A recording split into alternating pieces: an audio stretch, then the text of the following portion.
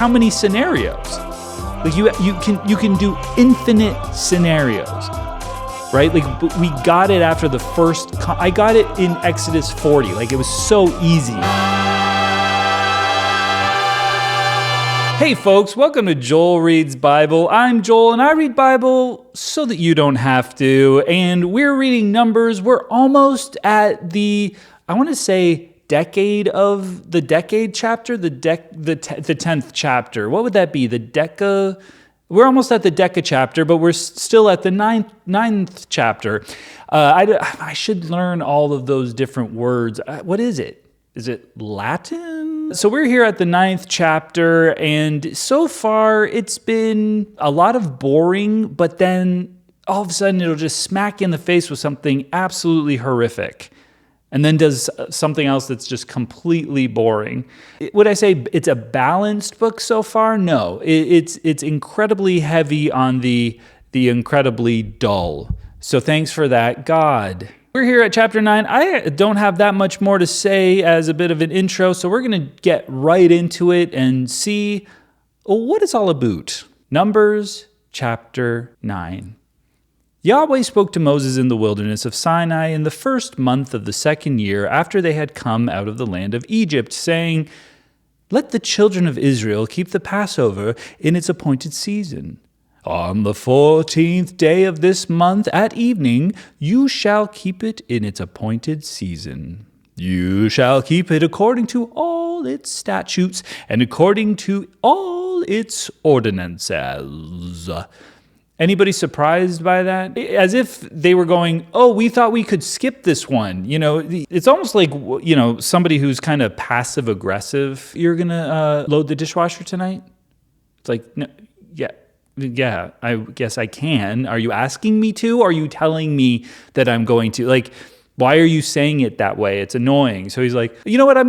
I'll let you guys do the Passover this year. It's like, yeah, we know we have to do it. We get that. Has anyone else noticed that God is so passive aggressive in Numbers 9? Moses told the children of Israel that they should keep the Passover.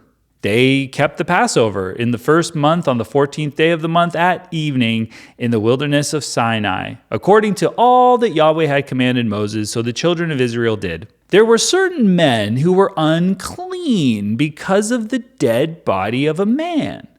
So they could not keep the Passover that day, and they came before Moses and Aaron on that day. Those men said to him, "We are unclean because of the dead body of a man. Why are we kept back, that we may not offer the offering of Yahweh in its appointed season among the children of Israel?" I don't know if there's an Oscar for this type of vlog, I suppose.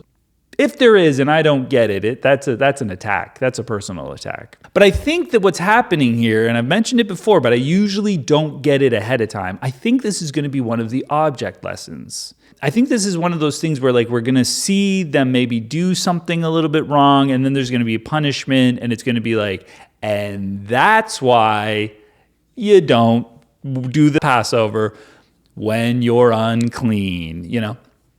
Moses answered them, "Wait that I may hear what Yahweh will command concerning you." I'm going to think of it as Yiddish, if that's okay. I think he's, wait while I hear. Yeah, wait while I hear what Yahweh will command concerning you. Something like that. Yahweh spoke to Moses saying, from now on, I want Yahweh to be kind of a Matt Berry impression. I don't know if you guys know who Matt Berry is, but I've been changing his voice a lot. I think it's going to be Matt Berry sort of meets Bowie at times, so kind of like this. "Say to the children of Israel, if any man of you or of your generations is unclean by reason of a dead body or is on a journey far away, he shall still keep the Passover to Yahweh. In the second month, on the 14th day at evening, they shall keep it. They shall eat it with unleavened bread and bitter herbs. They shall leave none of it until the morning, nor break a bone of it. According to all the statute of the Passover, they shall keep it. But the man who is clean and is not on a journey, and fails to keep the Passover, that soul shall be cut off from his people. His people? Because he didn't offer the offering to Yahweh in its appointed season. That man shall bear his sin. So this is like a slight object lesson. We just have a scenario. It's not quite a story. Like there was older ones that like had more of a story. They had characters' names and stuff like that. This one's more of like, we're telling it like it's an actual story, but it's just kind of a vague scenario. There was a dead man and they became unclean. And then he's like, actually, you can do Passover. Because I'm so into Passover, by the way. For those who are on a journey and they fail to keep the Passover, well, they're out. Like that's a hard pass. So there's like no reason to not do the pass. He could have just been like, hey, there's no reason to not do this Passover, FYI. If a foreigner lives among you and desires to keep the Passover to Yahweh, then he shall do so according to the statute of the Passover, and according to its ordinance. You shall have one statute, both for the foreigner and for him who is born in the land. We keep on hearing that, like, foreigners can't do the Passover. Slaves can, purchased slaves can, but, like, foreigners, no thank you. And I think you have to be circumcised. It's just confusing here. So it says in Exodus 12, verse 43, Yahweh said to Moses and Aaron, "This is the ordinance of the Passover. No foreigner shall eat of it, but every man's servant who is bought with money or slave, when you have circumcised him, then shall he eat of it. A foreigner and a hired servant shall not eat of it." So what we have here, where it says, if a foreigner lives among you and desires to keep the Passover to Yahweh, then he shall do so according to the statute of the Passover and according to its ordinances. You shall have one statute for both the foreigner and for him who is born in the land. This is, again, a blatant contradiction. So I don't know how we square that. On the day that the tabernacle was raised up, the cloud covered the tabernacle, even the tent of the testimony. At evening it was over the tabernacle, as it were the appearance of fire until morning. So it was continually, the cloud covered it, and the appearance of fire by night. Whenever the cloud was taken up from over the tent, then after the children of Israel traveled, and in the place where the cloud remained, there the children of Israel encamped. So this is, of course, a reiteration of Exodus 40 that tells us that, Yahweh just slumps on the tabernacle. He goes up and becomes a fire or something, and then they travel with him.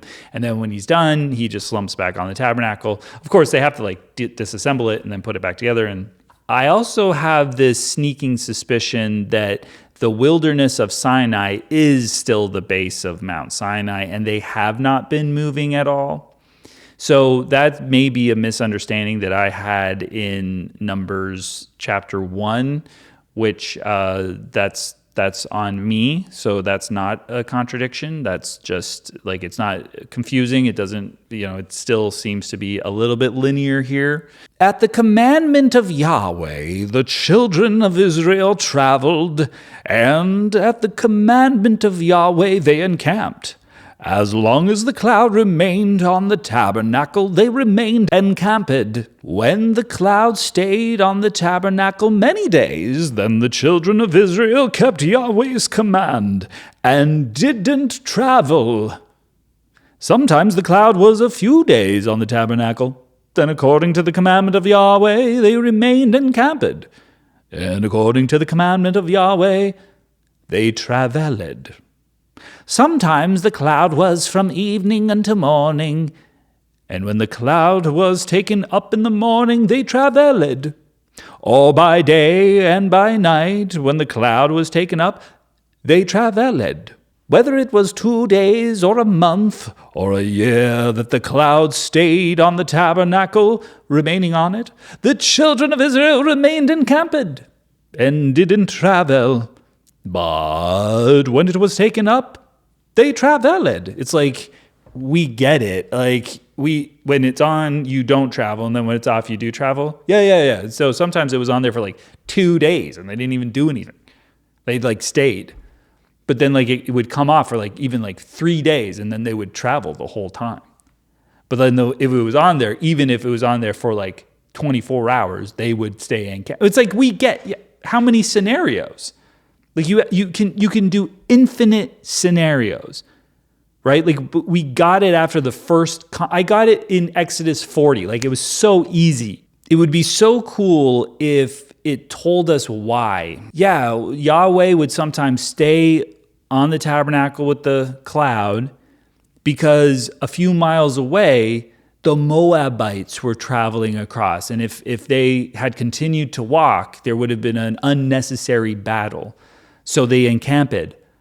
But then once the Moabites had gone past, before the next people come, he sent them traveling the whole time. Like, if there was like a good reason for it. But we could assume that because, if we want to read this like Christians, we could say, well, there's always a great reason that they went longer sometimes and less time. Other times, there's always like, it was always perfect. Sometimes maybe people were too tired and God knew that, There's all sorts of dumb things that you can make up, but I think this is just being written this way to say, like, isn't that cool? They just like always followed what God said. So that and at the commandment, wait, this isn't, damn it. The quote ended at the end of the land part. All right, well, I apologize for reading that as Yahweh, but I am not going to read it again. As me, I would never say encamped or traveled. Like, those aren't words. That's how Yahweh pronounces those things. I would not pronounce them that way, so I apologize. At the commandment of Yahweh, they encamped. At the commandment of Yahweh, they traveled. They kept Yahweh's command at the commandment of Yahweh by Moses. Maybe this is why people think that this book is written by Moses, because it just throws by Moses in at the end of this chapter. It's saying Yahweh 100 times in this verse, and then suddenly they're like, by Moses, But it was commanded of Yahweh by Moses. And, we know that. Moses is the prophet. It's coming through Moses. Anyway, hey, look, this chapter wasn't so bad. It was easy to get through.